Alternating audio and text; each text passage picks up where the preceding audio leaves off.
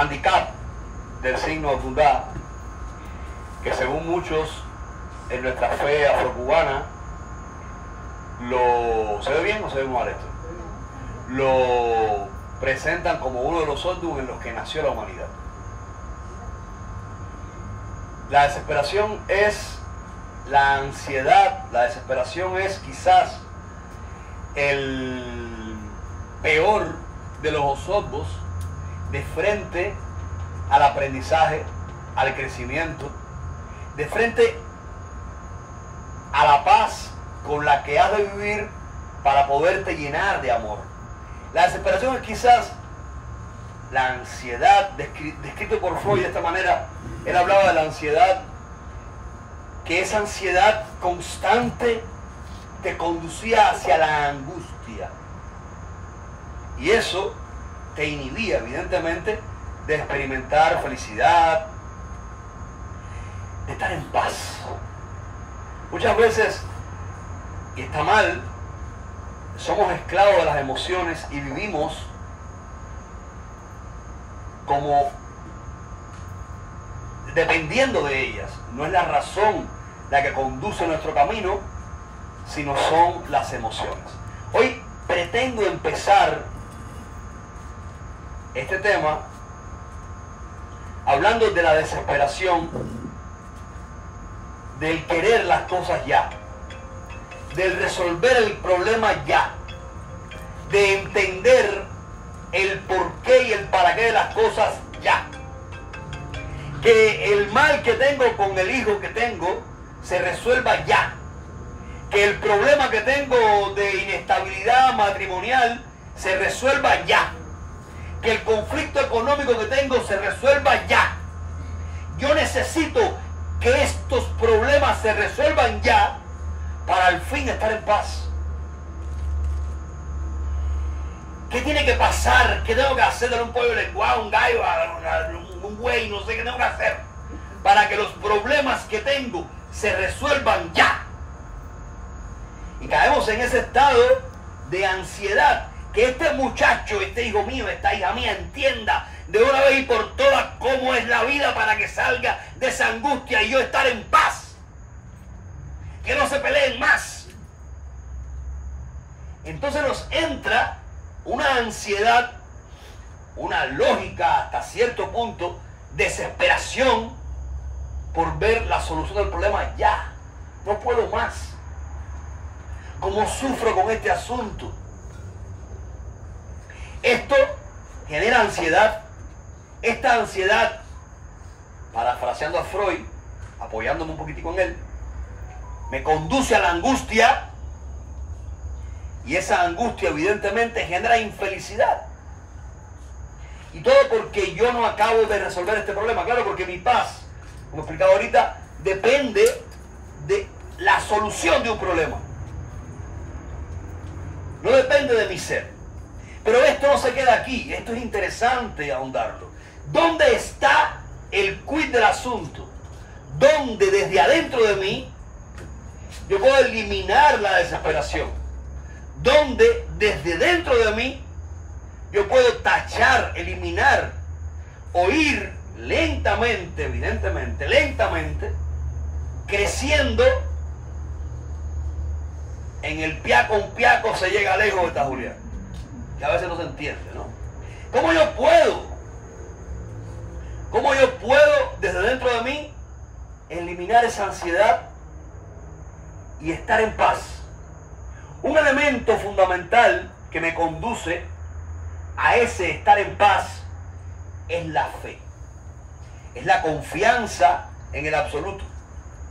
Esa fe, esa confianza de que mañana será mejor. Esa confianza, esa fe absoluta que estoy siendo acompañado, que no estoy solo, que hay un mundo espiritual que me asiste.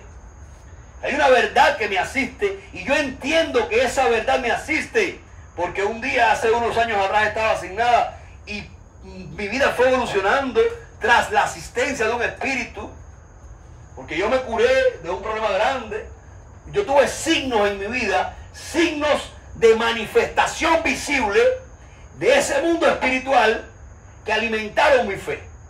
Esos signos visibles pueden contarse con hechos físicos y pueden contarse con la revelación mística, con algo que pasa dentro de mí, que nada más que yo lo entiendo, que nada más que yo lo sé, y algunos de ustedes, espero que sean todos, entienden a qué me refiero. Hay una verdad mística, hay algo que pasa aquí adentro que es innegable. Eso nadie puede negarlo, es que ni tú puedes negarlo, es que ni tú puedes explicarlo, es inexplicable. Es para alguien, algunos inentendible, y para nosotros, casi todos, es incontable. Faltan adjetivos para poder explicar esa experiencia mística. Esa realidad mística también alimenta la fe. Una fe que está alimentada por signos visibles, por lo que oímos, por eso insisto en los testimonios, por lo que veo en mi vida y por una realidad mística quizás, tal vez, Dios quiera que sí. Pero esa realidad mística expresada, o esos signos visibles, no van a estar todo el tiempo presentes. Van a haber etapas, destellos de ellos, y van a haber otras etapas que yo tengo que vivir de ese recuerdo, de esa confianza. Esta es la fe, la confianza de que aquello que pasó en mi vida volverá a pasar de manera más grande aún, porque ahora he crecido un poquito más, se supone. Esa confianza de que lo que pasó en la vida de ella pasará en la mía, se supone. Bien, quiero decir. Entonces, la fe es un elemento que me da confianza absoluta. Pero es que la fe es un don. ¿Y si no lo tengo? ¿Y si me falta? ¿Y si estoy en una etapa de mi vida de sequedad total? De sequedad total. De total angustia. Donde no hay fe por ninguna parte. Donde desconfío de todo, inclusive cuando yo recuerdo el bien, tampoco ese recuerdo me hace bien. Porque empiezo a justificar ese recuerdo con actitudes o acciones psicológicas. Quizás en mi mente creyó lo que era, lo que no era, lo que no fue. Y empiezo a justificar todo ese pasado místico. Lo convierto en un supuesto y no confío en la fe. Perdón, y desconfío de esa fe o desconfío de esa acción mística, y por ende la fe se disminuye en mí y la ansiedad me ataca, la angustia me ataca. ¿Qué pasa entonces? Bueno, tengo que rezar, vamos a orar más para que esa fe venga, pero yo tal vez ore mucho y estoy en una etapa de mi vida de sequedad y tampoco la fe me asiste. Pero si yo tengo esa asistencia de la fe, eso me da esperanza. Esperanza de que mañana será mejor. Y esa asistencia de la fe y esa esperanza de que mañana será mejor me relaja tanto que me permite vivir en paz y por ende en el amor. Las tres hermanas, fe, esperanza y caridad. Pero a veces no puede ser. A veces no puede ser. A veces es imposible. Por acá hay silla, ven.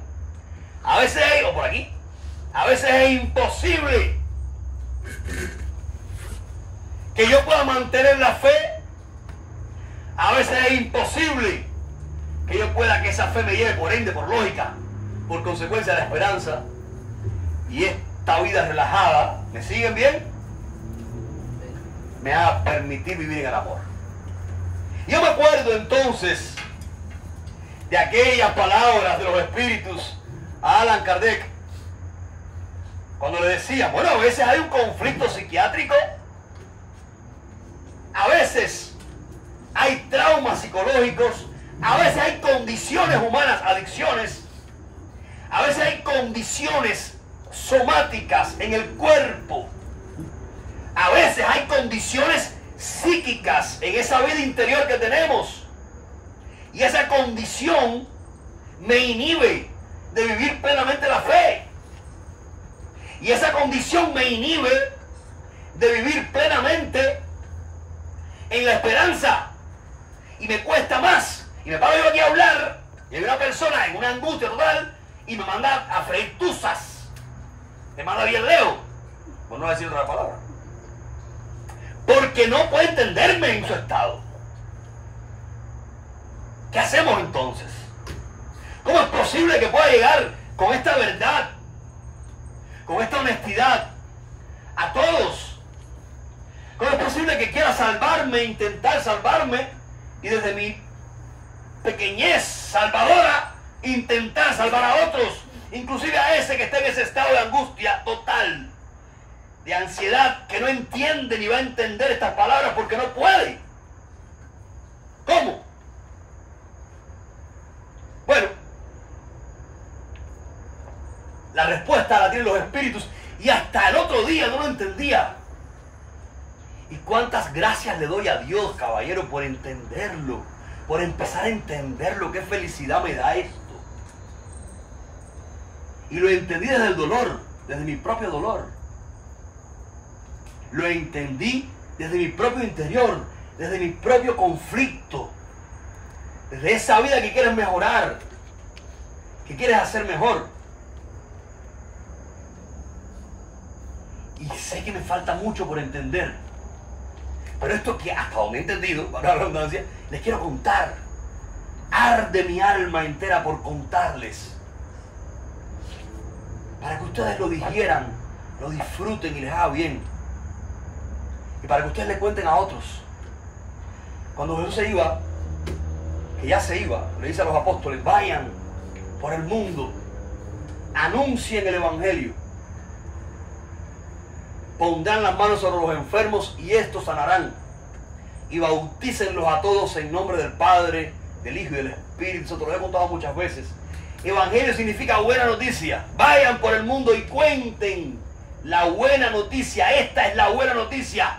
Esto que se divide en muchos capítulos, que se parte en muchas maneras de contar, es la buena noticia.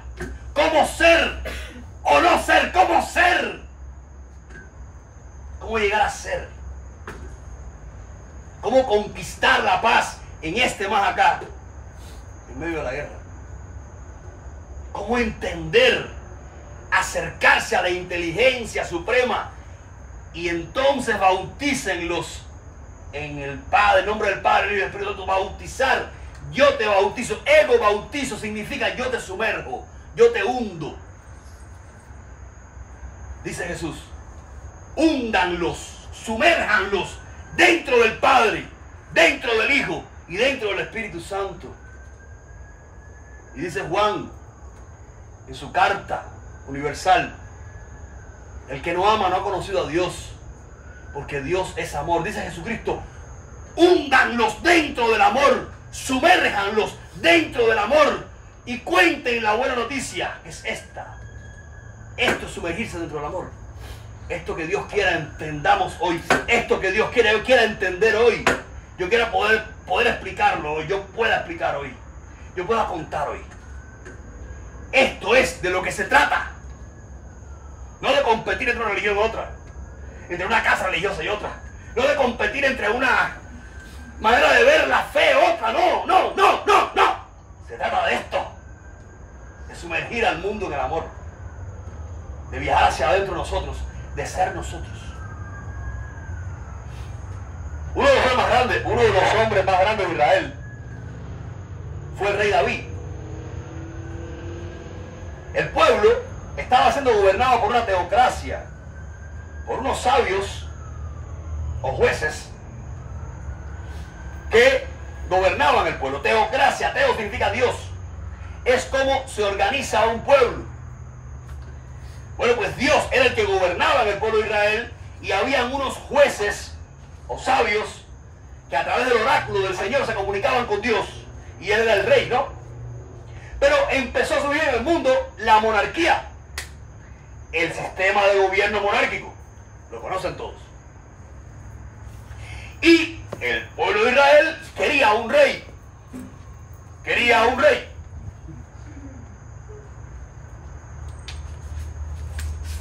Ese rey, ese pueblo que quería un rey, el rey era como Dios en la tierra, ¿no es así? Pero teníamos en el Deuteronomio aquella ley: Shema Israel, Adonai Eloheinu, Adonai Echad. Escucha Israel, el Señor es nuestro Dios, uno es el Señor. Imagínate tú, no puede haber un rey Pero el pueblo se empecina y Dios les dice, tendrán un rey, pero sufrirán mucho. Y ahí surge el rey primero de Israel, el rey Saúl, que fue el primer rey. Este rey Saúl es muy interesante lo que pueden encontrar en el libro de Samuel, cuando uno de los hijos de Saúl, que era Jonathan, tiene una relación hermosa con el joven David. El joven David es el supuesto sustituto de Saúl. Al Saúl saber aquello, presentir que iba a ser sustituido por lo mal rey que fue, decide matar a David, pero su hijo Jonathan tenía una relación intensa de amor, amistad con David. Esa hermosa relación le salva la vida al rey David, al joven David. Al cabo del tiempo, es tan grande el rey David en el pueblo de Israel, para la historia de ellos, que a Jesús le decían: Jesús, hijo de David, ten compasión de mí. Porque a los profetas decían que del tronco de Jesé, el padre de David, que de esa familia iban a ser el Mesías. O sea que Jesucristo es un descendiente del rey David. Pero que a los israelitas les encantaba la historia esa, porque el rey David era un gran rey, era un hombre bueno, lleno de sabiduría, lleno de gracia, lleno de gloria, lleno de verdad, que salvó al pueblo. No hubo tiempos mejores para Israel que el tiempo del rey David. Y él, hoy, esta noche, tiene la clave para sumergirnos en el amor.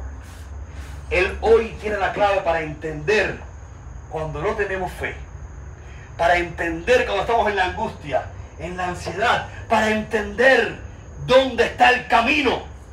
Ave María, por Dios, qué lindo entenderlo. Qué felicidad me da contarlo.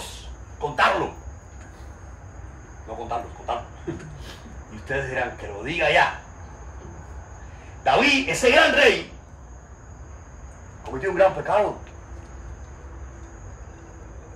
Un día, él estaba en su habitación y desde ahí, desde el palacio, ve a una mujer hermosa bañarse desnuda en un lugar privado, en una laguna,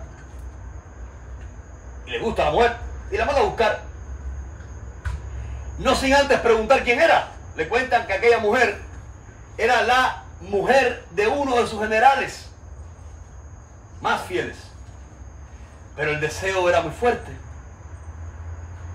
y él la hizo traer y estuvo con ella. De aquella relación, aquella mujer quedó embarazada. ¿Y qué pasaba con una mujer israelí caía en adulterio? La mataban a pedrada, aunque fuera el rey, no importa. No one about the law, ¿no? ¿Es así? No, sería un disparate aquí, ¿no? Hay que relajarse un poco de intensidad, ¿no? Pero cuando un chistecito funciona. De verdad, ¿no? No como los que tiro yo a cada rato. Bueno, el caso es que aquel general estaba en la guerra, defendiendo el reino. Ella estaba sola, ¡qué conflicto!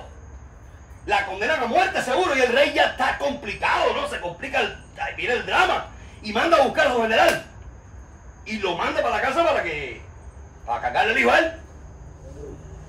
Pero aquellos israelitas eran tan fieles que cuando estaban en guerra no tenían sexo con sus mujeres. Y ese hombre era justo y era bueno. Y no tuvo sexo con su mujer. Se complica más la cosa y el rey se entera de aquello y lo manda otra vez a la guerra. Y pide que lo pongan en primera línea para que lo maten. El mejor rey de Israel. Yo siempre, el otro día decía, ayer justamente decía que yo le doy gracias a Dios por entender que ningún ser humano puede decepcionarme, ni obnubilarme. Todos podemos obnubilar a alguien, o todos podemos equivocarnos en el peor de los pecados. Porque somos seres humanos. Y yo estaré al lado de ustedes siempre. Se equivoquen 1000 veces, o nunca se equivoquen. No estoy al lado de ustedes porque se equivoquen, sean más o menos perfectos, porque somos seres humanos. Estoy curado de espanto. Si alguno de ustedes, en general, es nocivo para mí, o para ustedes mismos en el grupo, por ejemplo, esto es un ejemplo, si alguna persona, inclusive mi familia, puede poner en juego mi vida o la vida de los que están a mi lado, ya es nociva, ya es peligrosa, y hay que apartarla.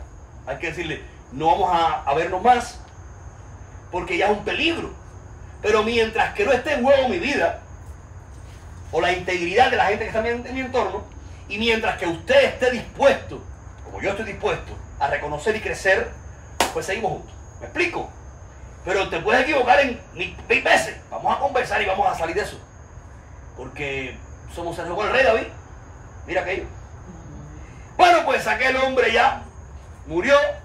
Y el profeta Natán, profeta de Israel en esta época, tuvo un sueño, una revelación del Dios Altísimo, y se apareció en el palacio, pidió una audiencia y le dijo al rey, su majestad, si hay un hombre que tiene muchas reses, y hay un hombre y otro hombre tiene una sola res, y ese hombre va a la casa de ese otro hombre y lo mata y le roba la res que tiene, ¿qué usted cree que merece ese hombre? Y el rey dice, ese hombre merece la muerte. Y el profeta Natán le dice, ese hombre es usted. Ahí está. Y David se encuentra sorprendido, porque Dios lo descubrió a través del profeta. Y si entonces despierta la conciencia, porque cuando nos equivocamos, cuando pecamos, cuando faltamos a la familia, al amigo, al esposo, a la esposa, al hijo, a la madre, al vecino, cuando le faltamos, ahí está dormida nuestra conciencia. No hay conciencia total de lo que estamos haciendo. No, yo recuerdo que mi abuela, ¿cuánto daría hoy por esos momentos? A la hora en mi casa, en un tiempo hubo teléfono. Y, sí, en un tiempo. Y en aquella época, en aquel país. Y el teléfono estaba debajo del televisor. O sea, un televisor por casa, ya saben eso. A la hora, a las 7:30 de la noche, eran las aventuras. Y después noticiero. Y yo veía las aventuras. Y a las 7:30 en punto, mi abuela quería llamar a todas sus amigas. Porque era ella tan buena. Ella quería saludar a las amigas. Y ¿cómo está? Y ella no, por eso saludarla. Era como su hobby, era su relax, era su sano, ¿no? Y ahí me entraba una con comida. ¿A mí? ¿Por qué tú haces eso a esta hora, vieja? Ya que ver las aventuras, no, 8 de la noche, que otro aquí, como lo hicieron. ¿Cuánto diera hoy porque mi abuela, a la hora que sea, me interrumpe el televisor para disfrutarla? No tenía conciencia, no soy malo por eso, no tenía conciencia de esta conciencia que tengo ahora. A veces cuando, esto es un cuento ingenuo, pero para que lo entiendan, a veces actuamos sin conciencia. El rey David despertó a su conciencia. Dios mío, ¿qué hice? ¿Cuántas veces me he visto en este estado y digo, Dios mío, ¿qué hice? Dios mío, ¿qué hice? ¿Por qué no lo entiendo? ¿Por qué no entendí en ese momento esto que entiendo ahora? ¿Por qué no supe verlo? ¿Por qué no lo vi venir? ¿Qué hice? ¿Por qué dije eso? ¿Por qué me expresé así? ¿Por qué actué así? ¿Por qué actué asado? Y el rey David, el rey que podía mandar a matar al profeta Natán, el rey se rapó la cabeza en señal de penitencia, se llenó la cabeza de ceniza, como mandaba la tradición, se vistió de saco completamente, como mandaba la tradición, y se fue a la puerta del templo y se acostó en el piso y empezó a rezar el Salmo número 50, escrito por él, que le atribuye a él. Misericordia, Dios mío, por tu bondad, por tu inmensa compasión, borra mi culpa, lava del todo mi delito, limpia mi pecado, pues yo reconozco mi culpa, tengo siempre presente mi pecado. Contra ti solo pequé, cometí la maldad que aborreces. Mírame, en la culpa nací, pecador me concibió mi madre. Misericordia, Dios mío, por tu bondad, por tu inmensa compasión, borra mi culpa, lava del todo mi delito, lindo mi pecado. Pues yo reconozco mi culpa, tengo siempre presente mi pecado contra ti solo pequé, cometí la maldad que aborrece, mírame en la culpa nací, pecador me concibió mi madre. Y ahí el pueblo entero se enteró del pecado del rey David. El rey David entendió algo muy grande, entendió aquel principio socrático, que es lo que quiero que entendamos hoy. ¿Qué es lo que quiero entender yo? ¿Qué es lo que Dios me está enseñando en esta dura etapa de mi vida, llegando ya a los 30 años? Es lo que quiero entender yo. Es lo que Dios quiere que entienda y aún me falta por entender. El rey David entendió el principio socrático. Solo sé que no sé nada. El rey David entendió lo que entendió Batalá en Osá-Tontiosá, que solamente aglutinaremos el conocimiento de Dios cuando nos hagamos como un niño, como diría Jesucristo, poniendo a un niño delante de ellos, les dijo: de cierto os digo, que el que no sea como este niño no entrará en el reino de los cielos. El que no sea como este niño no entenderá absolutamente nada. El que no sea como este niño, el que no se ponga el traje de saco, el que no se rape la cabeza y se eche ceniza y se tire en el piso como los olochas ante sus mayores, el que no se tire en el piso recitando aquel salmo, el que no entienda que tiene que vaciarse del supuesto conocimiento que tiene, el que no conozca la humildad de verdad, en esencia, no es una falsa humildad, una falsa humildad. El que no entienda que solo sé que no sé nada, ese principio socrático, el que no se vacíe, no se podrá nunca llenar de Dios.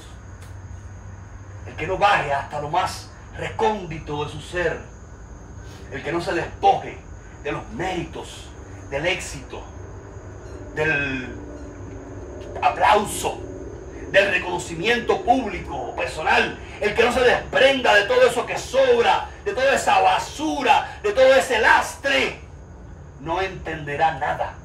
Hoy ponía en el chat que hablaríamos de cómo entenderlo todo. Solamente haciéndonos como niños, solamente bajando a ese subsuelo, entenderemos a Dios y apreciaremos el mensaje y lo disfrutaremos y seremos libres de verdad. Solamente reconociendo que solo sé que no sé nada. Aunque sea el rey, y este acto de humildad, este acto de reconocimiento de la pequeñez por el pecado, convirtió a David en el rey, quizás y muchos otros actos buenos, en el rey más importante del reino. El rey del único que se decía: Jesús, hijo de David, ten compasión de mí. Aquella mujer, como chisme cultural, aquella mujer embarazada, sin esposo, una viuda, era terrible, moría de hambre. Le pidió a Dios que por favor la ayudara. Es más que un chisme cultural, porque era muy interesante. Ese hijo, ¿cómo se iba a criar? ¿Cómo ella iba a vivir sin marido? Y Dios le dijo: no te preocupes, que ese hijo que está en tu vientre será el próximo rey de Israel. Y ese hijo que estaba en su vientre fue el rey Salomón. Entonces no fueron los otros hijos de David los que sustituyeron al padre, sino el hijo bastardo, para Dios congratular y bendecir a aquella mujer que no sabía qué hacer ni para dónde coger. Le dio el reinado a su hijo bastardo. Pero el pecado de David tuvo consecuencias, porque aquellas heridas que cometemos en nosotros, aquellas heridas que cometemos en nosotros, tienen consecuencias, y tenemos que tener el coraje de que las consecuencias, de enfrentar las consecuencias, y tenemos que tener el coraje de entender cómo Dios, el Todopoderoso, el Absoluto, la inteligencia suprema, de esas consecuencias las convierte en maravillas. Por eso es que decimos quizás, entre otras cosas, que él escribe recto en renglón torcido, porque después los hijos de David, los otros hijos de David se ponen celosos de Salomón. Salomón tuvo la inteligencia muy grande porque le pidió a Dios, ¿qué cosa? Sabiduría. Dios le dijo, ¿qué tú quieres que te dé? Tanto has sufrido tu madre, tú, ¿qué quieres que te dé? ¿Qué quieres? Y él dijo, solo quiero sabiduría. Se le atribuye a él el capítulo 9 del libro de la sabiduría o Sirácides, en las Biblias que tienen todos los libros, no las que le faltan. Y este capítulo 9 del libro Sabiduría o Sirácides es la oración a la sabiduría. Es hermosa la oración. Te la recomiendo. Cuando ya Salomón termina su reinado, ya él le había dado el poder militar a un hermano. Él políticamente llevó el reino de una manera inteligente para evitar que colapsara, pero después Salomón colapsó. Y se partió el reino de Judá, el reino en dos partes, reino de Judá y reino de Samaria. Y esto debilitó el poder y trajo como consecuencia que vinieran los babilónicos, los persas, los macedonios, y en fin, ya más nunca fueron libres las consecuencias. Pero Dios escribió recto en renglones torcidos, porque muy a pesar de un pueblo oprimido y esclavizado por tantos imperios, gracias en parte, ¿no?, a un pecado, es la fe que se exportó al mundo.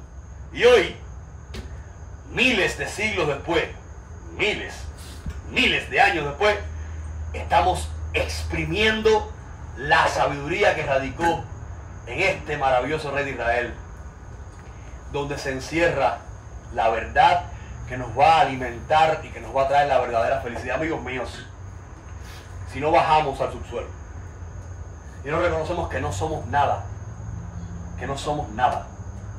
que somos criaturas que necesitamos del todo, si no entendemos eso, no hemos entendido nada. Si no entendemos eso, entonces realmente seremos mucho menos que nada. Ahí, ese canto estupendo con el que comenzaba quizás algo desafinado, alguna misa por aquí, diría: yo no soy nada y del polvo nací, pero tú me amas y moriste por mí. Ante la cruz solo puedo exclamar: tuyo soy, tuyo soy. Toma mis manos, te pido, toma mi alma, toma mis manos, te pido, toma mi boca, te amo. Y así le va dando a Dios toda la parte del cuerpo. ¿No fue la canción? Y esta esencia del rey David me recuerda la esencia de Obatalá como rey del mundo, que solamente siendo humilde y paciente es como entendió que podía reinar en el mundo. ¿Cómo es posible que esta verdad de Israel, a millas de distancia, separados por el desierto del Sahara, habían culturas que conservaran la misma esencia de sabiduría que tenían esta gente de aquí, y que hoy ustedes y yo somos riquísimos porque participamos de las dos esencias que son una misma cosa? ¿Cómo es posible que ambas culturas distintas, diversas, con expresiones religiosas, culturales diversas, diferentes, tuvieran una misma esencia? Que la humildad y la paciencia, porque no lo vas a entender todo hoy, porque te vas a volver a equivocar, porque vas a volver a decir: Dios mío, ¿cómo no me di cuenta ese día? Porque vas a volver, quizás un poquitico más adelante, a fallarte, porque aún tienes que llenarte de paciencia, humildad, para entender que no somos nada, y paciencia para entender que ese conocimiento llega lentamente, pero llegará. No te desesperes, porque la vida no muere, ni siquiera yéndote, ni siquiera tu cuerpo muriéndose se acabará. No te desesperes. No te desesperes porque no tocan a tu puerta. No te desesperes porque el novio no llega. No te desesperes porque no entiendes en tu conciencia o existencia este o tal cosa. No te desesperes. Siéntate y pregúntale a Dios, ¿qué tengo que aprender en este momento de mi vida? ¿Por qué esto me angustia? ¿Por qué me duele? ¿Por qué esto que me falta me hace daño, me lacera? ¿Qué tengo que aprender? Muéstrame qué tengo que aprender. Amigos míos, bajemos a la esencia. Vistámonos de saco. Yo empecé a raparme ya. Rapémonos la cabeza. Echémonos en el piso y agradezcamos, porque ahí entonces redondearía San Pablo con aquellas palabras maravillosas de la carta romana, como diría: porque cuando soy débil es cuando realmente es que soy más fuerte. Entender esto es entenderlo todo, y la fortaleza radica en esta verdad. El que grita mucho, el que amenaza mucho, el que fanfarronea mucho, realmente tiene mucho miedo. El que está seguro de sí mismo, el que entiende esto y se baja, y no le importa el escarnio público, y no le importa el regaño público, y no le importa el supuesto triunfo del otro según el canon del mundo, ese no tiene miedo. Ese ya está creciendo. Ese se siente pequeño, como un día David. Y entonces entenderemos que esa debilidad aparente es lo que nos hace fuerte. Que eso fue lo que lo hizo grande a él. Y es lo que nos hace grande a nosotros cuando la fe no esté. Cuando la angustia nos invada. Cuando la ansiedad no le dé cabida a la paz en mí. Bajemos. Bajemos. Vaciémonos de conocimiento. Centrémonos dentro de nosotros mismos. Y ahí recuperaremos la paz. Y seguramente lo habremos entendido todo. Que Dios les bendiga.